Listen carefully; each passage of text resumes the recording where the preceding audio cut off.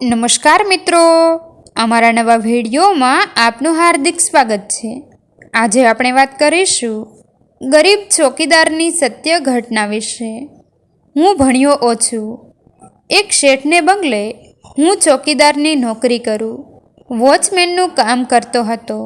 નાનું કામ, નાનો પગાર, મોટી કૌટુંબિક જવાબદારીઓ વચ્ચે પણ હું સતત ઉત્સાહમાં રહેતો। માલિકના આવવા જવાના સમયે હું ઉત્સાહપૂર્વક બંગલાનો અને ગાડીનો દરવાજો ખોલતો, હસીને નમસ્તે સાહેબ કહેતો। માલિક ક્યારે એનો જવાબ ન વાળતા કે ન તો એક અચળતું સ્મિત પણ આપતા। મોટા માણસ હતા। મોટા બંગલામાં મોટી મોટી મિજબાનીઓ થતી, ખાવાની વાનગીઓ બહુ વધતી। હું એ બધું કચરામાં ફેંકવાને બદલે મારે ઘેર લઈ જતો। મારા કુટુંબને ક્યારેય જોવા ન મળે એવી વાનગીઓ ભરપેટ ખાવા મળતી। એક મિજબાનીને અંતે હું ઉત્સાહપૂર્વક પ્લેટ સાફ કરીને ખાવાનું કોથળીમાં ભરતો હતો। ત્યાં મેં જોયું કે શેઠ એક બાજુ ઊભા ઊભા મને જોઈ રહ્યા હતા। અમારી નજર મળી અને એ મોઢું ફેરવી ચાલ્યા ગયા। મારા મનમાં ફફડાટ થયો। નોકરી જવાની બીકથી હું ખિન્ન થઈ ગયો, છતાં મન મનાવ્યું કે કાલે નોકરી જવાની હશે તો જશે જ, તો આજે છેલ્લી વખત મારા કુટુંબને આ વાનગીઓ ખવડાવી લઉં। રાતે જતા પહેલાં ઘરનો બધો કચરો બંગલાની પાછળના ભાગમાં રાખવામાં આવતા કચરાના પીપળામાં નાખીને પછી મારે ઘરે જવાનું એ મારી રોજની જવાબદારી હતી। એ પ્રમાણે કામ પતાવી હું રાતે પેલી થેલી કોથળીઓ લઈને મારે ઘેર જવા નીકળ્યો। પેલો ડર મનમાં સતત હતો એટલે ચોર નજરે મેં બંગલા તરફ પાછું વળીને જોયું। અંધારામાં વિશેષ ન દેખાયું, પણ મને લાગ્યું કે કોઈ ઉપરની બારીમાંથી મને બારીકાઈથી જોઈ રહ્યું હતું। બીજા દિવસે આવ્યો ત્યારે હિસાબ કરી લે અને કાલથી ન આવતો એવું સાંભળવાની બીકે ફફડી રહ્યો હતો, પણ એવું કાંઈ ન બન્યું।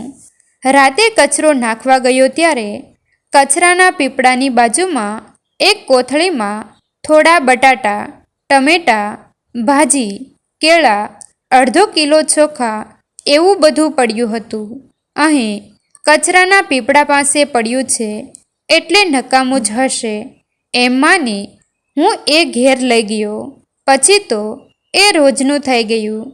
ક્યારેક દાળ, ક્યારેક લોટ, મસાલા, ઋતુ પ્રમાણે શાકભાજી, ફળો એવું રોજ કાંઈ ને કાંઈ મળતું। મારું કુટુંબ ત્યાર પછી ક્યારેય ભૂખ્યું ન રહ્યું। અચાનક એક દિવસ બંગલાના દરવાજે સાહેબની નહીં, પોલીસની ગાડી આવી હતી।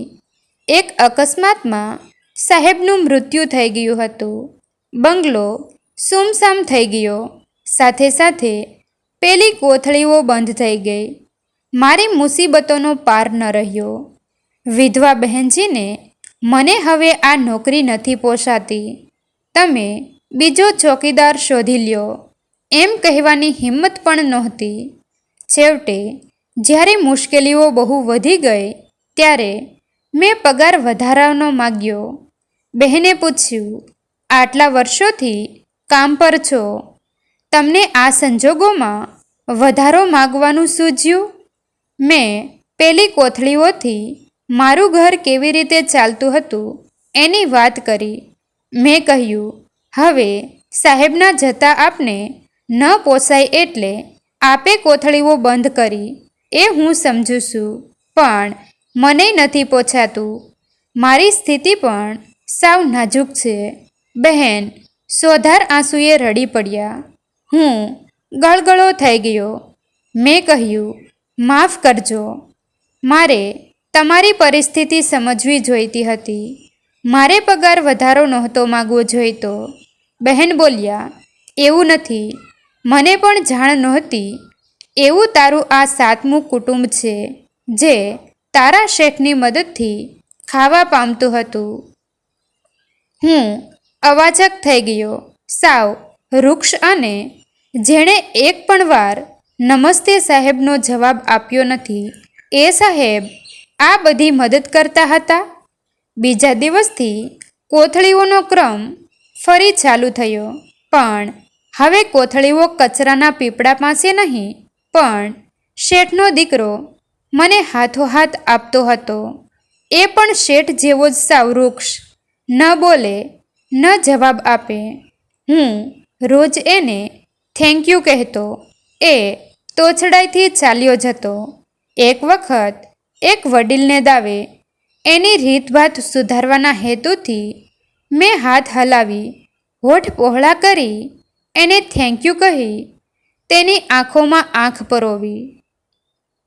એ મારી સામે જોઈ રહ્યો. પછી એણે પોતાના કાન ઉપર હાથ મૂકી અંગૂઠા ગોળ ગોળ હલાવ્યા. એનું કહેવું હું સમજ્યો. હું ચોંકી ગયો. એ સાંભળી શકતો નથી. મારું હૃદય દ્રવી ઉઠ્યું. મને ખૂબ દુઃખી થયેલો જોઈ એ મારી પાસે આવ્યો. પોતાના ગળાની ચેનમાં અને એના ચેનમાં રહેલું લોકેટ ખોલ્યું. એના બાપ સાથેનો એનો ફોટો એમાં હતો. તેણે એક હાથની આંગળી બાપના ફોટા પર અને બીજા હાથની આંગળી પોતાના ફોટા પર મૂકી. પછી બંને હાથ બંને કાનને અડી અડી અંગૂઠા ગોળ ગોળ ફેરવ્યા. બાપ દીકરો બંને મૂક બધિર, તે સાંભળતા નહોતા. આટલા વર્ષોથી હું નમસ્તે સાહેબ ના જવાબમાં નમસ્તે સાંભળવા તલસી રહ્યો હતો.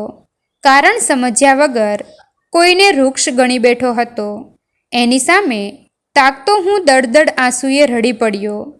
મિત્રો, તમને જો આ વિડીયો પસંદ આવ્યો હોય તો વિડીયોને લાઈક અને તમારા અન્ય સગા સંબંધી મિત્રો સાથે વિડીયોને શેર કરવાનું ભૂલતા નહીં.